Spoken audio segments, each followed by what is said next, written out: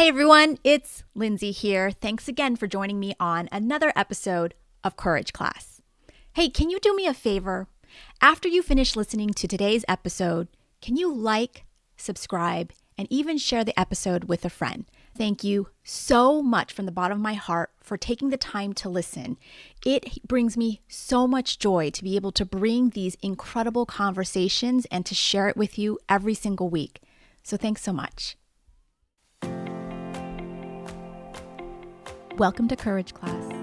I'm Dr. Lindsay Kwok Hugh, and each week I'm in conversation with our community's changemakers and trailblazers. Together, we explore the unspoken parts of our Asian and Western experiences, finding strength, growth, and healing that reflect who we truly are, not who we've been told to be. I'm so glad you're here. Class is now in session. I am so excited about today's guests. Today we're speaking with Dr. Tamsin Lee.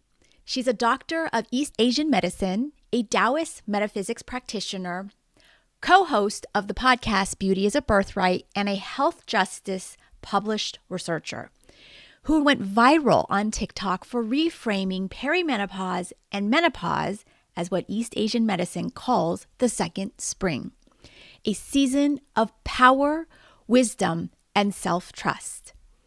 With over 16,000 followers, her message gives us permission to stop pathologizing midlife and to start creating from it.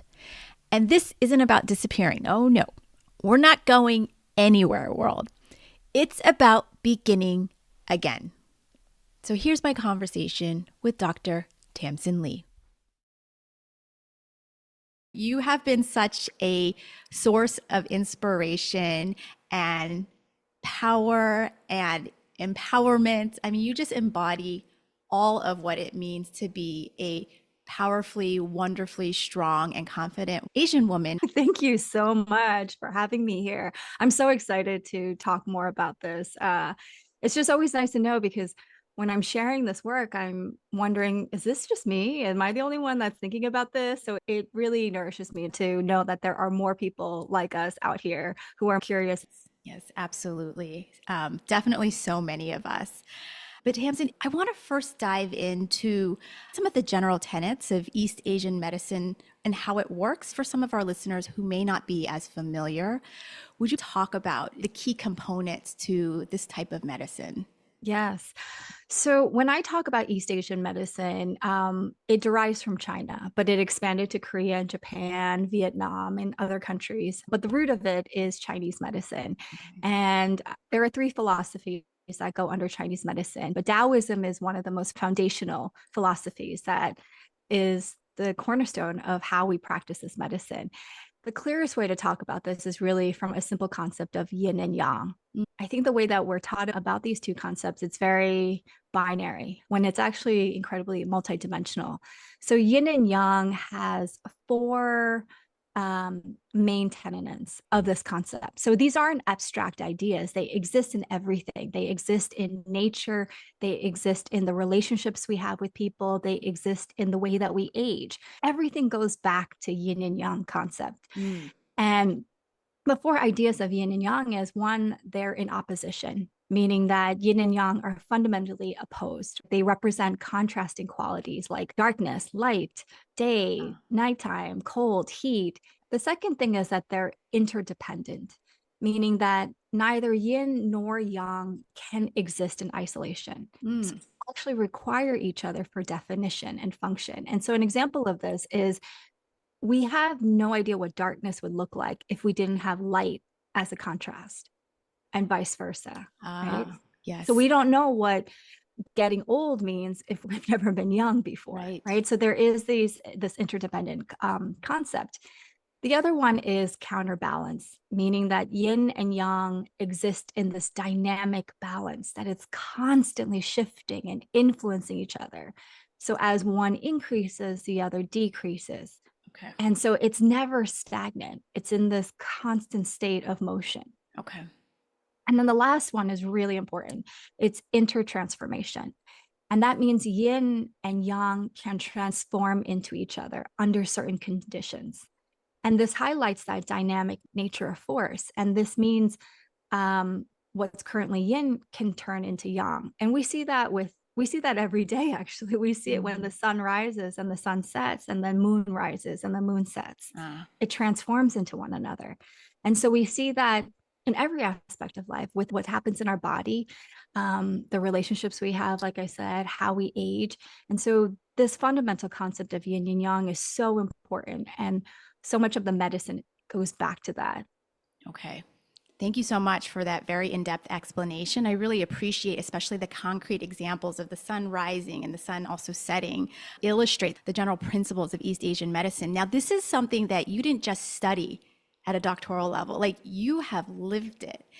And one of the things that I just love hearing from people is, how did you even get into East Asian medicine? And, I will give, our listeners sort of a preview. I was looking at, when I was preparing for this, I was looking at your website and everything. And I was like, oh my gosh, like she went and she traveled for, 2 years. Like it was incredible, the journey that you took to really embody, live, and breathe this practice.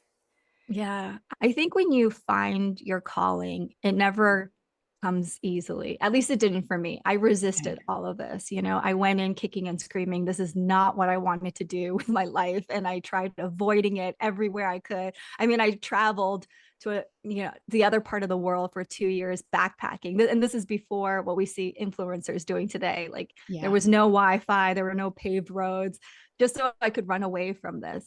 But that is the power of this medicine that's so alive, and it's so much bigger than just herbs and acupuncture. It's something that's cosmically happening that continues to call you back.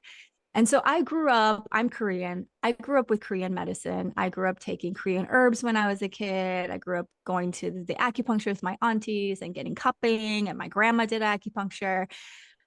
But as an Asian American growing up in the US, being born here, but my parents are immigrants, there was so much of my culture that I wanted to deny and assimilate into white culture. Right. So a lot of it I denied. And so much of our culture, this yin and yang concept isn't everywhere in our culture, even in the food that we eat, right?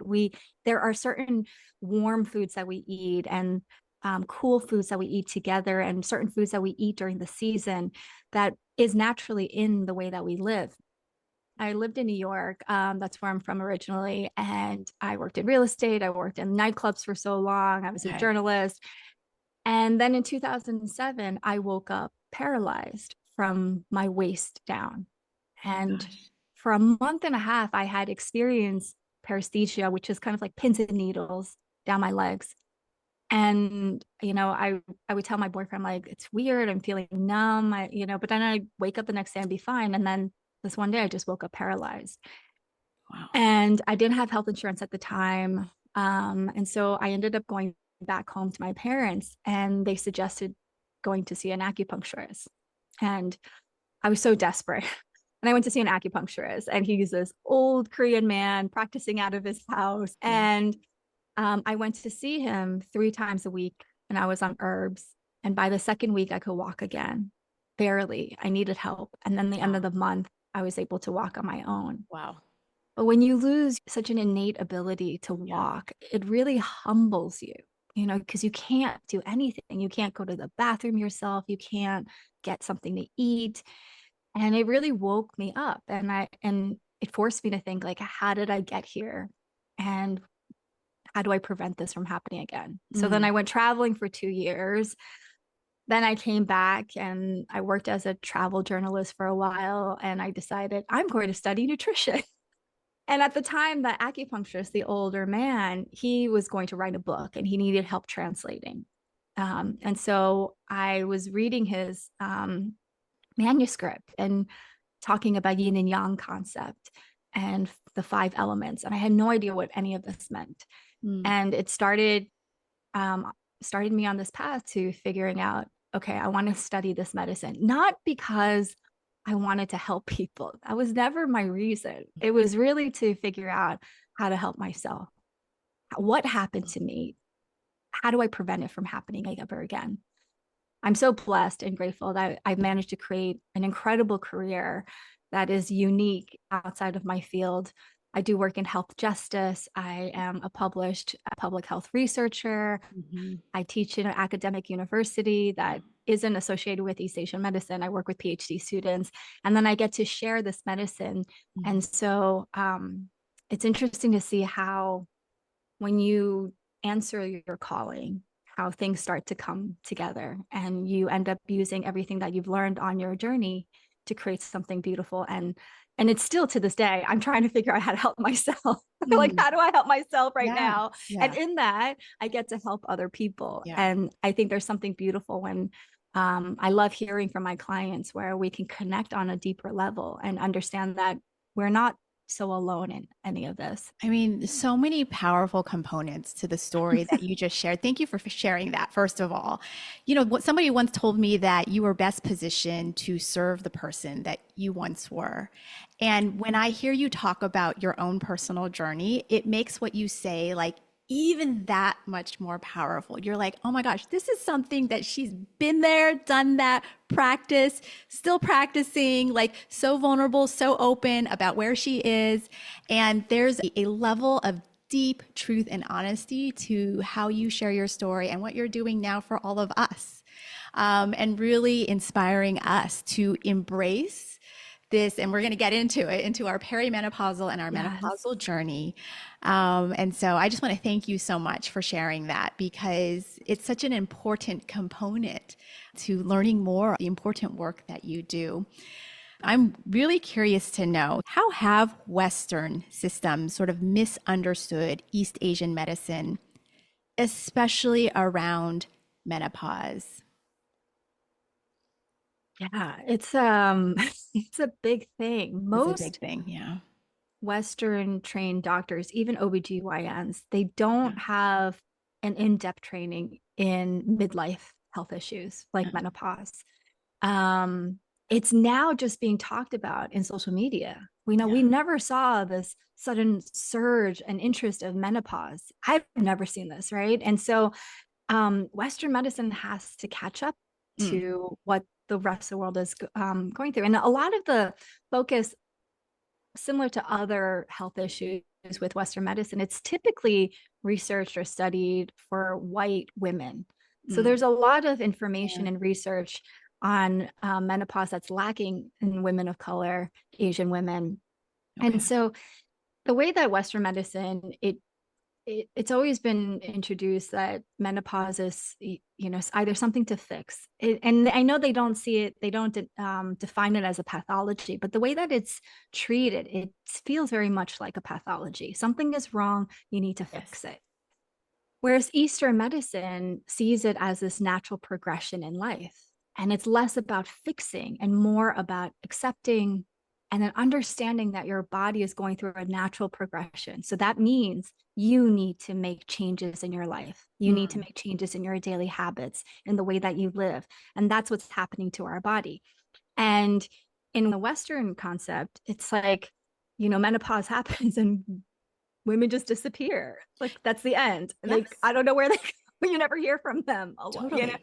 Whereas in Eastern medicine, but also many cultures around the world, I mean, the more that I've been talking about this on social media, I've been hearing women from all different cultures talking about, oh, I grew up with this sort of information too, where there's something incredible that happens to women post menopause, Oh, and you gain so much wisdom, and it makes sense why this narrative has been diminished in the Western society, oh, right? Because yeah. there's nothing more scary and frightening than an older woman with a lot of wisdom and life Right. experience. Absolutely. Right. And Absolutely. so I think that's one of the things that is very different from how we view things. And it's very much about holistic medicine. Eastern medicine is a holistic medicine, meaning that we treat the individual. So not only are we treating their genetic makeup, but also their environmental makeup, their lifestyle history. And that's really important because, like I said, there are certain things with menopausal symptoms that I'll talk about Asian women specifically, that we the research says that we don't tend to experience as intense or that frequent severity of hot flashes. But what we do experience more than other women is joint pain. And so something simple Interesting. like that is that if you are Asian, you're not really experiencing that intensive of hot flashes, but you're starting to experience joint pain. You would Yeah. never know that that could possibly be due to menopause, because Western medicine tends to see medicine as sort of a one size fits all. And Mm. Eastern medicine always looks at the individual at that moment, and then the past, how they've lived their lives, their genetic makeup, their environment, everything. Yes, absolutely. One of the things that I'm thinking about right now, this practice of really decolonizing how we think about aging and womanhood in general. Are there any practices that we can do to actively make ourselves more aware of, oh my gosh, like, why am I getting older thinking? Um, Yeah. I think it's a very personal journey. mm, You know, I teach social justice, I teach health justice specifically for the East Asian medicine field. And that has a lot to do with the political history of how East Asian medicine is practiced here in the US. And there is this erasure of Asian yeah, people and Asian culture in this field. If you want to decolonize the way that you think about aging and womanhood and menopause, then you need to understand that everything is interconnected. It really goes back to that yin and yang concept, mm, right? It's interdependent. So you can't choose to decolonize how you view aging if you don't simultaneously decolonize racism, classism, ableism, capitalism, all of these it's all concepts that interconnected. exactly Oh, all of this is yeah, interconnected. And yeah, we like to choose certain things that we yeah, want to decolonize, but then when it comes to certain privileges, we don't. It's like, oh yes, I'm anti-racist, but I don't want to give up my fancy handbags or yeah, and think about class, right, right? right. But they're all interconnected. And we have to understand that. You can't pick and choose what you want to decolonize. Mm, And that, I think, is a very personal journey, because it requires you to look really deeply within and reevaluate the privileges and power that you have, and these privileges that you were given because of the system, not because you did anything to have them, to work I at see. them. Yeah. I see. I see. It is. It's interconnected, systemic. It touches every aspect of our life. And it almost feels as though it's almost like the air we breathe. It feels it's so deeply rooted inside of us. Just speaking from personal experience, and I feel like I'm just sort of in the beginning of this, the beginning part of this journey of understanding, like, oh, like, what do I really think about aging? And what do I really think about what it means to be a woman and what a mom? And I realized that this has been training that I've undergone from the very beginning. We can probably draw some dots to menopause and capitalism and the patriarchy and all of these systems that influence the way in which we live our lives. And these are questions that are meant to be coming up at this time in our life. We're in this Okay. midlife where we are questioning Okay. everything. And so you're on the right track. It's like Okay. you're having an existential crisis, like you are Yes. aligned. No, absolutely. I'm like, what in the hell? Like, what's going on? Can we talk about second spring? Yes. Talk about second spring and how is it traditionally understood in East Asian medicine? I love hearing you talk about this on TikTok. People are talking a lot about menopause, and it's talked a lot about in the context of hormonal management, which I know is an aspect to the journey. And God, thank God for second spring and and the thinking that is embedded into that. Sure. I will say I've been loving the response. Of course, I have haters around this concept of second spring, which isn't my concept. It's a Yeah. concept that is in Eastern culture. Mm. But it's been incredible to hear women and people with uterus come out and say, like, this is something I've always felt like that's what happens. Or I love hearing from women who are way postmenopausal in their 60s and 70s saying, Yeah. like, this is it. I'm telling you right now. They're on that side and are like, this is it. Mm. And so it validates, this theoretical concept that I've studied all through medical school, and that I'm in that transition right now. So Yeah. to talk about second spring, I want to talk a little bit about first spring, Okay. because first spring is really important. And first spring is when we begin our periods, our menstrual cycle, our Mm. menarche. That is known as the first spring. Okay. And that continues. Second spring is the metaphor of menopause. And it's this concept that at that time, as your bleeding declines, as your menstrual cycle declines, the energy that you've been putting outwards is now meant to be moved inwards. Mm. And so you begin to cultivate this energy of fertility inwards, because it's just energy that Uh, we work on an energetic level. And so it's your second chance at life. It's your rebirth. It's a recalibration. uh, And so, you're older. You have so much more wisdom and life experience. You've gone through things, right? Hopefully, you're a little bit more financially stable. You have some sort of security. Your children are older or they're leaving the house. It's your second chance. And so it's this second opportunity to really live life the way that you want to before this final transition. There's something beautiful that really happens with women that are aligned when they get to this stage. They start to care less about what people think. They become yeah. bold, courageous. There's rage, and that rage fuels creativity, Mm. vision, service, devotion, all of this. So there's a lot of grief that we go through. But Mm. with grief, yes, it's painful. There's loss, there's suffering. But on the other side of that, because we go back to that yin and yang concept, when Uh, there's one thing, it turns into something else, yes. right? When you experience grief, when you experience loss, like the loss of your menstrual cycle, the loss of youth, the loss of hormones, things like that, it turns into compassion, because you don't know what compassion really feels like unless you've experienced grief. You don't know what suffering feels like unless you experience Oh, wow. compassion. Well, I wanted to ask you then, so it's normal to feel just some I don't Oh, want to say negative feelings, but feeling grief, loss, sorrow. It's normal to feel sad during this period. yes, yes. And I Okay. think that's the thing that It's not positive many of us, psychology, like everything's empowered and yes, we're gonna no, go change the world. grief is one of the emotions that in Western culture we don't, or I would say in modern culture, Yeah, even Asia right now, we don't know how to deal with grief. yeah, yes. Back in the day, there were so many grief rituals and traditions to hold space for people that grieve. But here we don't. And you have to grieve. There is a Okay, loss that's happening okay. during this transition.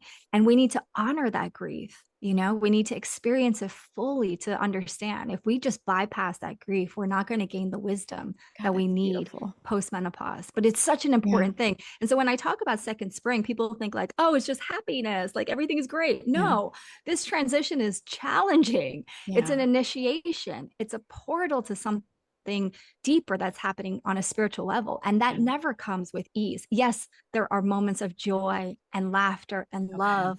You'll experience that, but we can't deny that there will be moments of loneliness, of shame, of guilt, of anger, all of Yeah. these challenging emotions. But they're meant to teach us something. Okay. I'm so grateful to you for normalizing that because I feel as though, and if I just talk about my traditional Chinese culture, you're not supposed to feel these difficult feelings. You're supposed to just keep that, bottle that, and everything's great. Everything's wonderful.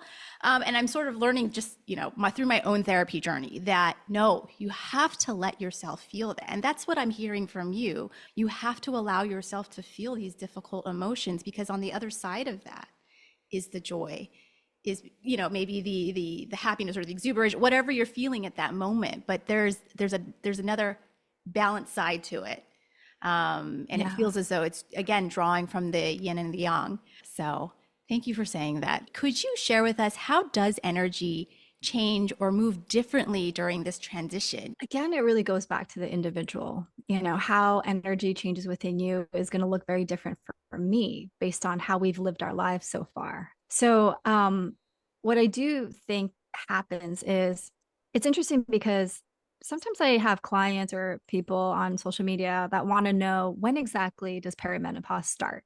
Like when does it start? How Mm. do I know that I'm in perimenopause? And that is a very difficult answer. There are labs that you can take that looks at hormones, the changes, fluctuations in hormones, but even then, it doesn't tell you that much. And that's because, again, it's not a disease. So there is no diagnosis of when the start date or when it actually happens, right? It's a natural progression, and that happens very Oh, at different times in all of us. And so what I think happens is that I think on a spirit level, we begin to feel these shifts that are happening.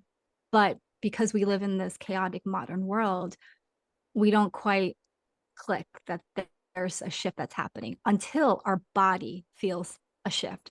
And that body shift typically manifests as some sort of pain or discomfort. Okay. And then we're like, oh, something's happening. But I don't think it happened like the day before. I think it was happening months or years before, Oh, I slowly, see. progressively. Right. Okay. And so that's why it's so important to understand what your body is feeling and be embodied, especially when we are working with healthcare practitioners who many of them are not trained in how to help women during menopause. And so you need to really understand, how do your symptoms manifest? Because Mm. how hot flashes look to you is going to look very different to somebody else. And medical practitioners, many of them won't even ask further questions. They'll just say, oh, hot flash. But in Eastern medicine, we really want to know, when does it start, when does it end, how does it last, where does it occur in your body? Do you feel it in your chest? Do you feel it down in your belly and it rises up? Do you feel it more at nighttime, daytime? And these are things that you want to start noting, because you need to become, unfortunately, fortunately, you need to become an advocate for your own health. Yeah. And you need to come into these appointments understanding your symptoms. The more that we practice embodiment, we're able to sit in that discomfort and Mm. at least not have it overwhelm us, So so that we can understand how to speak and communicate about our bodies. absolutely. So it sounds as though the symptoms that, like a hot flash, for example, this is more of a message, like information for you, as opposed to a symptom to be managed, which feels like two distinct practices. Would you say that East Asian medicine is more on the side of, listen, it's information, it's data for you to consider, a change in your body or a change in your career, your routine, or what have you, but it's information as opposed to a symptom, if you Yeah. will. Yeah, it is a symptom, Mm, and but when we just look at it in a binary way, that it's just a symptom, that it yeah, needs to be fixed, then yeah. we can't understand the depth of that message. What's the deeper meaning behind the Okay. symptom? And that's what I love about Eastern medicine, that we see everything that the body tries to tell us in different ways, that it is a message. So yes, maybe you need hormone therapy, and maybe you will also need to look at that you're working too much. Maybe there are a lack of boundaries that you Okay. need to set a little bit stronger. Maybe you're overgiving. Maybe you need to reevaluate your sleep routine. Maybe you need to move more during the day. So it's not one or the other. It's Okay. like, it's all encompassing. And I Okay. think when you think of these symptoms as messages, it, at least for me, it feels a little bit more empowering. It feels like, Absolutely. okay, there's like, I can do something in my daily routines and make little shifts in my Yeah. life, and to help support this change that's happening. Absolutely. It's 1,000% more empowering. I feel as though I can almost take that, what I'm feeling, and redirect it towards something that might be more nourishing Yeah. to my life, to my body, to the people around me. And that is distinctly different than saying, oh, you're going to have to take these pills and spend this money, or fix this about yourself. Right. Tamsin, if I were a client of yours, how would you recommend to me to listen to that messaging? And how do I make those shifts into directing it towards something more positive and empowering in my own life? I think the one thing that I try to remind people is, stop comparing yourself to other Oh, people okay. and other people's journey and other Okay. people's symptoms, Wow. Yeah. and start to get curious about your own journey. There's so much information nowadays on social media, Yeah. especially health advice and wellness advice and from doctors. I think we're living in a time where there's too much information. So we Okay. start chasing things, and it's chaotic. And the more we chase, the more disconnected we become from our own body. Mm, And so we don't understand what's happening in our body, because we're listening to other people and we're not listening to ourselves. yeah. But I would say that's the first thing. Okay. The second thing is to break free from this binary way of thinking about health and wellness and life, that it is multidimensional, multifaceted. It's always in shift and changing. It's not so black and white. Like in a simple emotional context, like you can feel frustrated at somebody you love and yet still love them at the same time. Mm, Right. So we know things aren't so simple. And life would be so boring if it was. What yeah. makes life so beautiful is the complexity of it. And I think the last thing that I try to remind people is to cultivate sensuality. And by sensuality, I just mean awaken your senses. Okay. Begin to awaken smell, taste, touch, sight, hearing, like all of this, and start to slowly awaken it in the ways that you love to, experience life.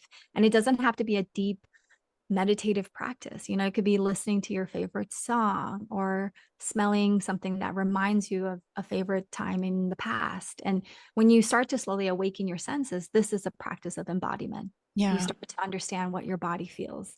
And that is unique because our senses are so unique. Absolutely. I mean, I've heard you say so many times on this that this is really an individual journey. This is not a Yeah. one size fits all. There's not one blanket piece of advice that I'm going to give one person because it really is contingent on their life and their journey. The other thing I feel like I hear you saying is to really become more attuned to listening to your body. And I'm going to speak for myself, and maybe I speak for a couple of others who are listening to this, but I think generally we've been trained to not listen. Like it's just like go, go, go, hustle, hustle, hustle, get to the next goal. I mean, I think of in my own Chinese family, get to the next goal, get to the next achievement, get the next award. So, how do I actually stop, slow down, and really begin listening to the messages that my body is giving me? Do you have any sort of practical tools? Well, all of it's practical, excuse me. Do Mhm. you have any tools or strategies or recommendations that you can offer to our audience? Like, how do we just stop and be still? Yeah, that's the biggest question, Yeah. right? It's like, that's what we want to learn. I think for myself, what I've learned through my personal journey Mm. is that I've learned that I've been conditioned to disconnect from my body as a way to cope with trauma. Oh, And yeah. and so at one time, being disconnected from my body has saved me. It helped me get through a traumatic experience. But now that I'm no longer experiencing that trauma, that disconnection still exists. Mm. And I think people are always asking me this, and I think, and you see it on social media, there's so many products that are being pushed to help you be more present in life. But it really becomes this just a simple practice. And for me, I can only share how I've done this. And it for me, it's a simple breathing meditation. Mm. It's, I think it requires some sort of diligence that you need to practice this, have a routine, Yeah. so that you become aware of this. But the main thing about these breathing meditation is when you think about meditation or mindfulness, it's been co-opted. So we think like, oh, meditation, mindfulness, like I'm supposed to feel at peace, I'm supposed to feel at ease. It's an anti-stress tool, Hmm. and that's what happens after a meditation practice. But Yeah. it's not. When it's simply about being aware that your mind actually jumps from a thought to a thought to a thought to an emotion to a sensation, and it doesn't stop.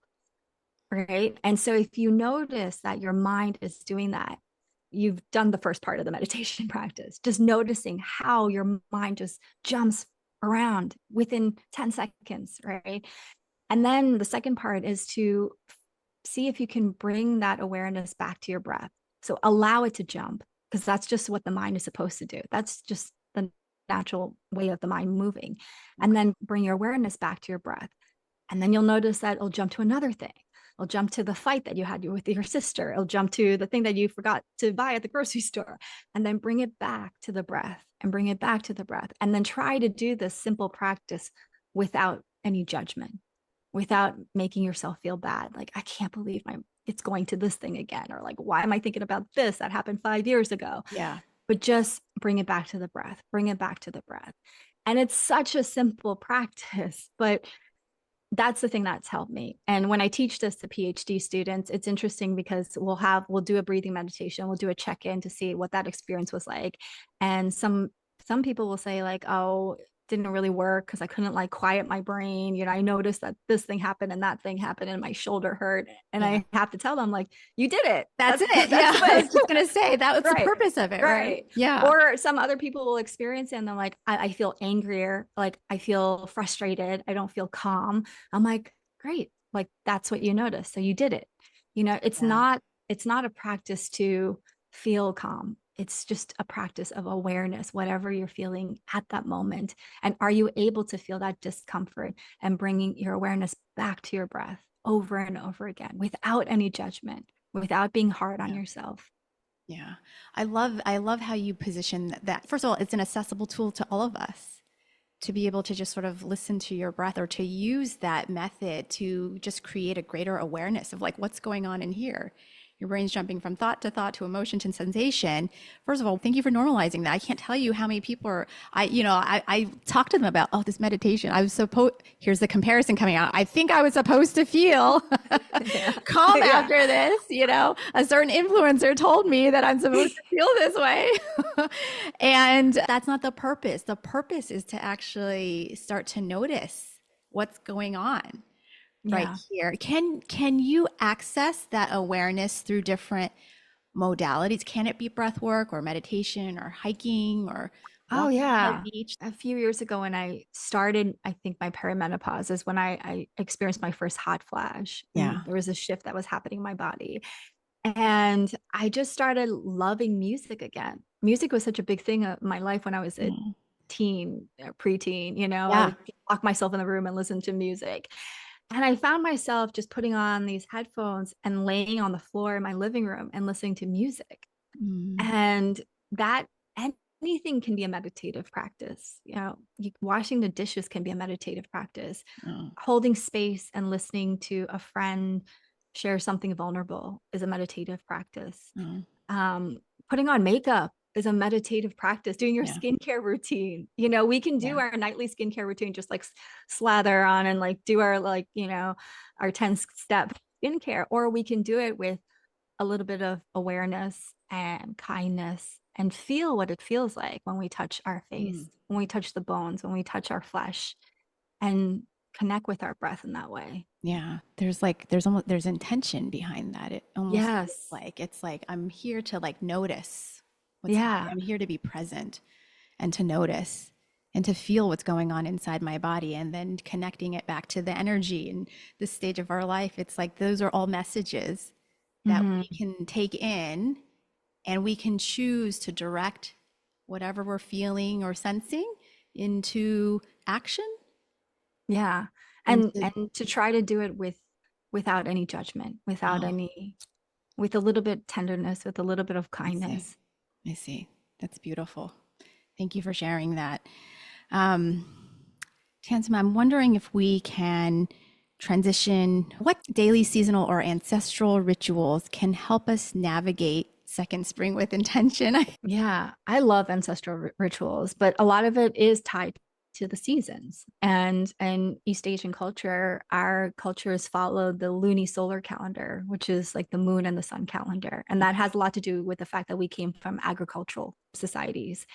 And so living with the season is the biggest thing, that not just people who are entering second spring, but Okay. our whole lives, that we should be living more aligned with the natural changes that occur during the season. I mean, you see this in nature.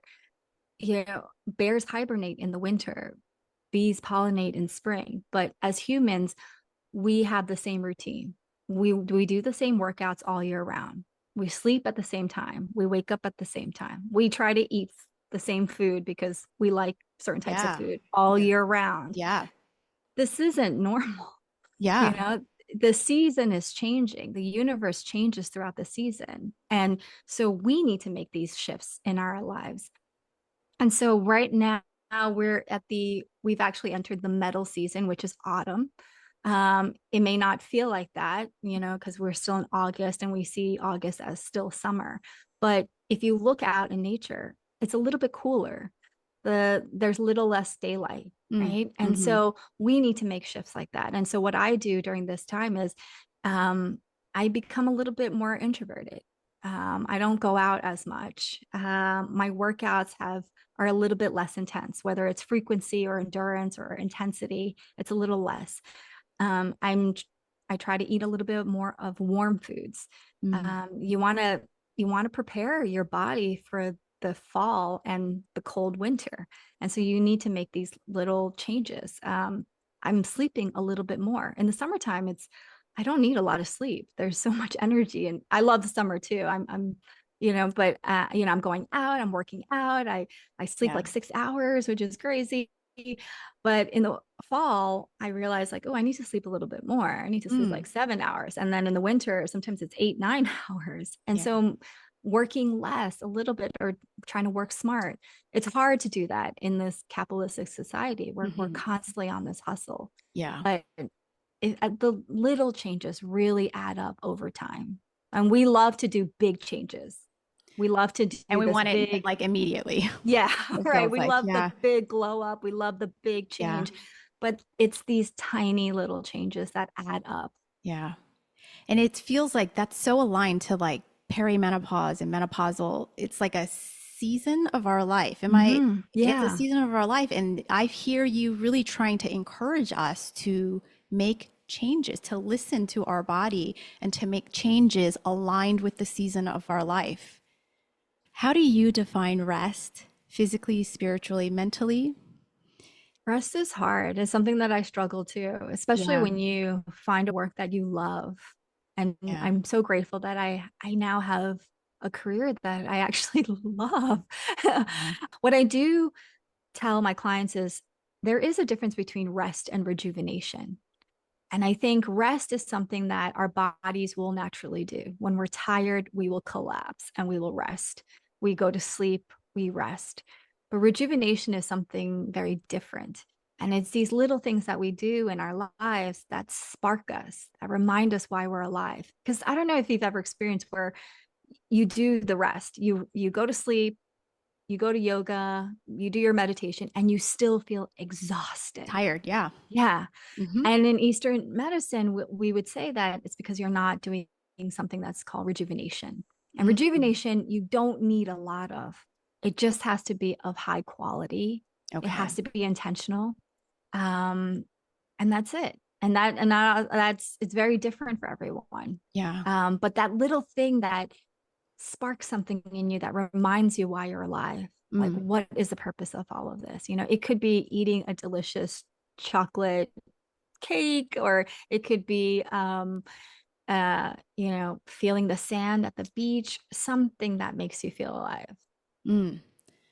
Absolutely. And and I'm wondering also, in addition to rejuvenation, if I'm feeling tired after I, do all of these activities that I think are supposed to make me feel more present. And here I go with my comparison again. Like someone told me that I'm supposed to feel better after yoga and I don't, I'm still exhausted.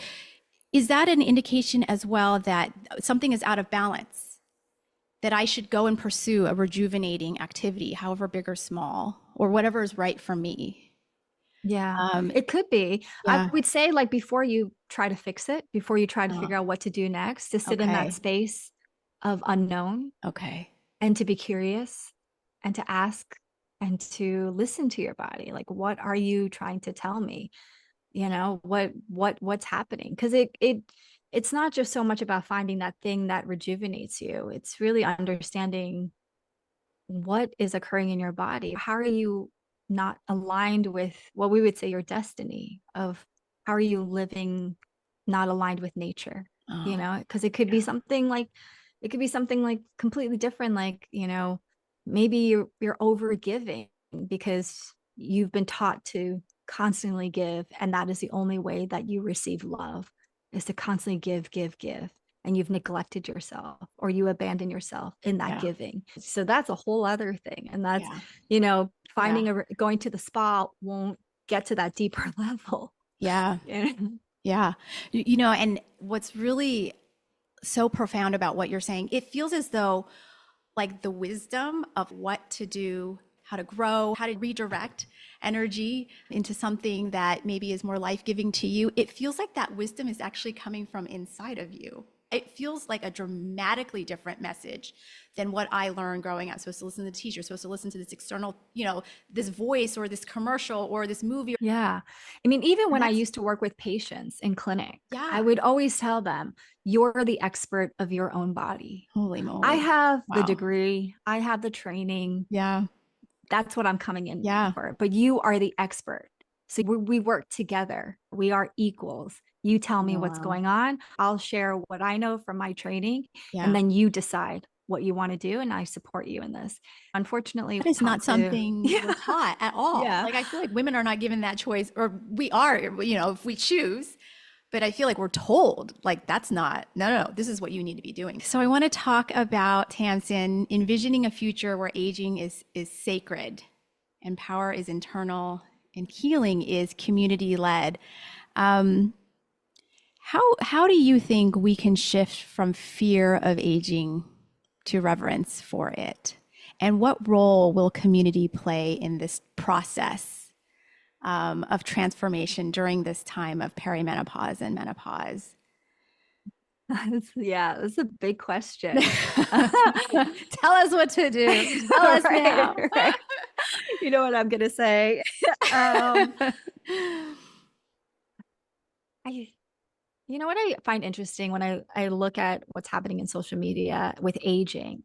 I feel like it's a very binary conversation. You can only age naturally, no Botox, no facial reconstruction, no hormones, or you can only do it this way: Botox, facelifts, everything, and it's like, Mhm. I'm like, there has to be more to that. It can't just be one or the other. Mm. And when we think about the fear of aging, when I have this conversation with my friends and colleagues and clients, I'm always surprised that our fears are very different. Oh, okay. I Yeah. thought my fear was something that everybody else felt. Yeah. And it's Yeah. it's always surprising. So I think the first step is to understand that there is this fear of aging. We don't we don't really see that in media. Nobody talks about, there's a lot of fear of aging. We are getting closer to death. There's a Yeah. decline. Yeah. A lot of it has to do with ableism. We won't be able Mhm. to do a lot of things that we were able to do. And then for women, there is this factor of becoming invisible. I mean, that's my big fear of aging. It's Mm. not the loss of my youth or ability necessarily, but it's that in society, nobody will see me. I will Mm. become invisible. And that is so deeply painful. And so it's working with that fear and honoring it, because there is that wisdom. Like, what underneath my fear of being invisible, there has to be something else growing. So, not bypassing the feeling of fear, but actually going deeper and discovering that wisdom. There is something underneath that. Yeah. That's so, like, again, I hear you saying just go into yourself and get curious about that fear. Yeah, And it's not why easy. it's It's hard, not easy. Yeah. Yeah. right? Yeah. Get a And it's good painful. therapist. Yeah. Oh Yeah. my gosh, yes. Yeah. And Yeah. then the community, uh, we in traditional cultures, this wasn't done alone. We didn't experience aging alone. We experienced it in a tribe, right? There Mm. was the tribe supported women getting older, because now they became the healers, they became the knowledge carriers, they became the wisdom carriers, they became the shamans. There was so much support, and those older women can support other women during that transition. But Yeah. now we don't have that. I, Yeah. I think we're seeing more of community led events.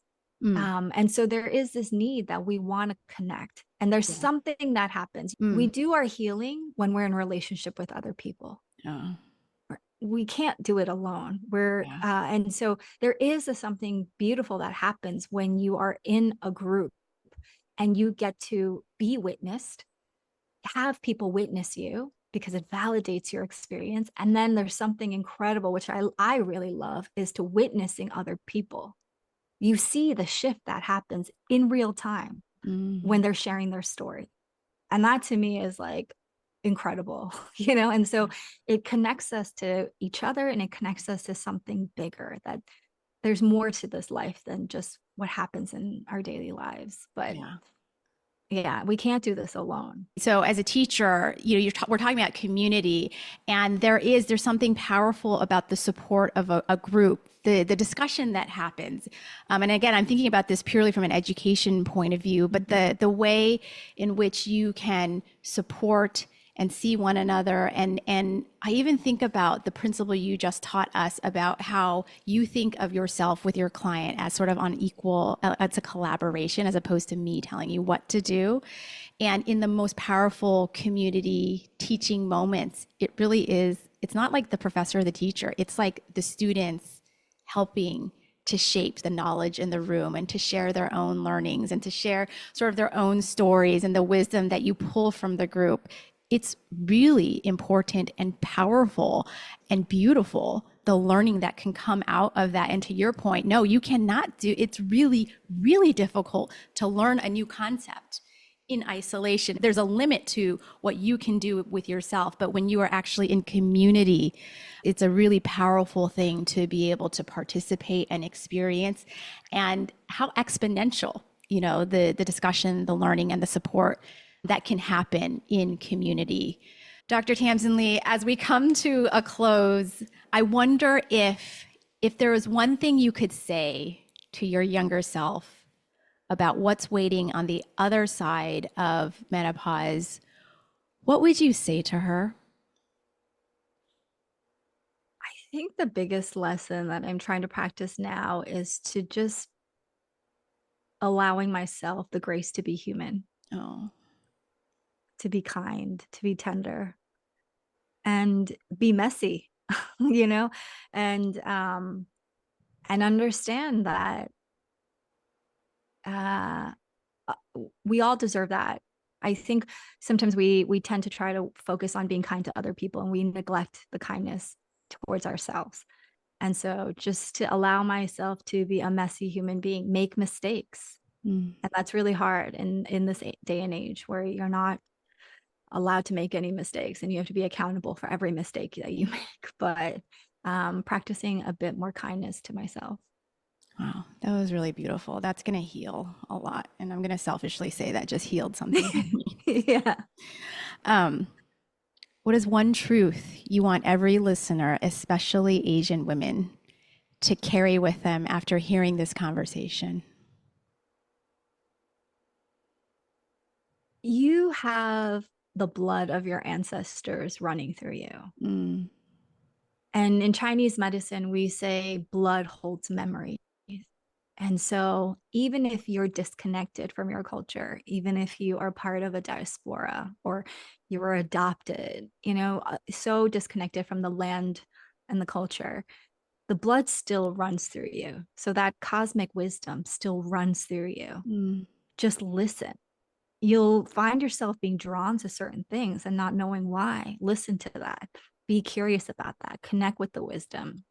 I think being in diaspora or being, first gen, second generation, when you live so far away, and maybe some of us don't even speak the language of our culture, we feel so disconnected. But the blood runs, so the memory runs through our body.